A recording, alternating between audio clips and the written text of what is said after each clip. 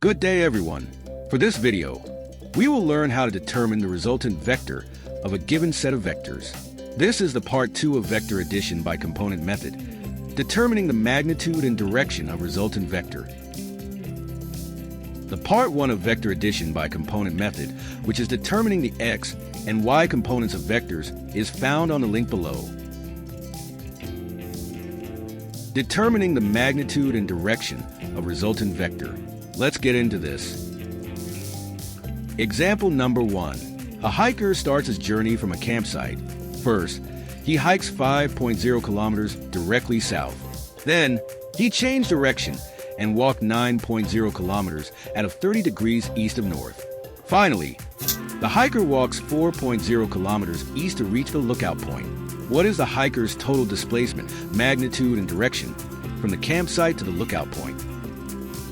The first step in solving the problem is analyzing the x and y components for each vector. It is a good practice to place the x and y components of each vector in a table to avoid confusion in your solution. Let's start with the first vector. D1 is represented by a downward arrow as suggested by its south direction. So, its x component is 0 because it has no horizontal component. The given displacement of D1 is already its y component. It's negative because its direction is downward. Let's analyze the components of the second vector. Its y component is upward, so it's positive, so its equation is d2 sine theta. Its x component is rightward, so it's positive, and its equation is d2 cosine theta. The angle 30 degrees east of north is adjacent to the y-axis. So we need to get the angle which is adjacent to the x-axis by subtracting theta y from 90 degrees.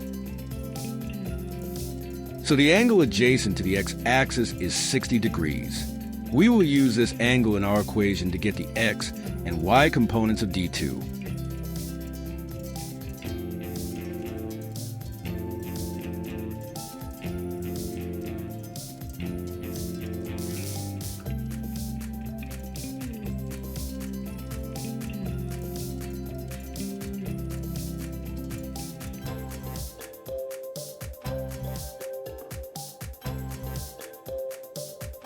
Let us analyze the components of D3.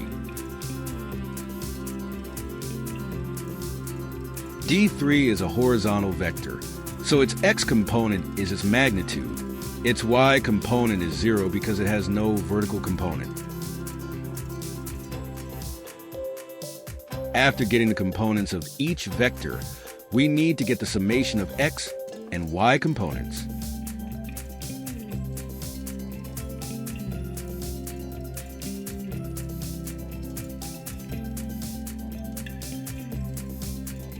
Once we get the summation of x and y components, everything is plain substitution. We now get the magnitude of the resultant vector. The equation for determining the resultant vector is given by r is equal to the square root of summation of x squared plus summation of y squared.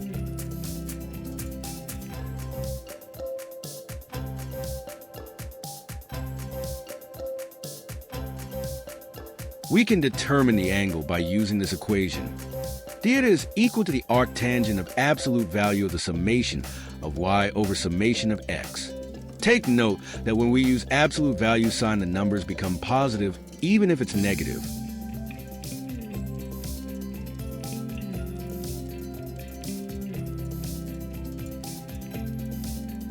Since we use tangent, the angle that we will get is always adjacent to the x or horizontal axis.